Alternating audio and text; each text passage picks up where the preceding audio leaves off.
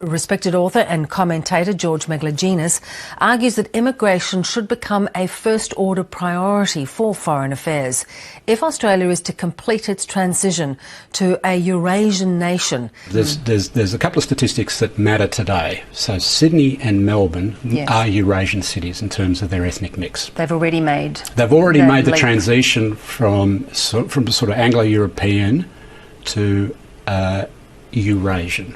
Now, I mean this specifically. The number one immigrant group, the largest immigrant community in Sydney are the Chinese-born.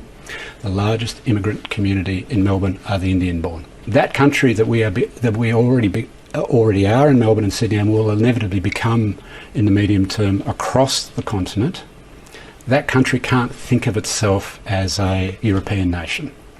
Even in a benign setting, you have to readjust your thinking about what it is to be Australian when Australia doesn't look like the country that came out of the Second World War having shifted its allegiance from Britain to America. We're not that country anymore.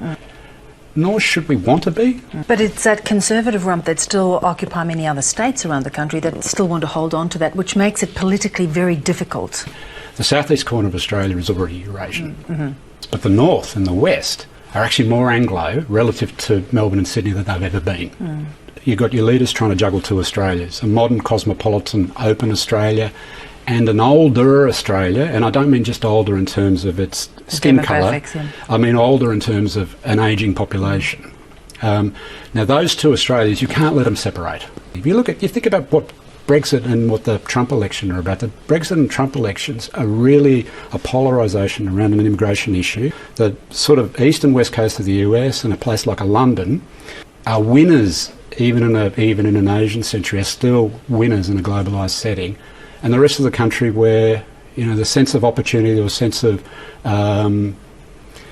possibility for your children isn't as great. To make this inevitable transition to a Eurasian nation, so people don't feel there's a 1/3 in and a 2/3 out.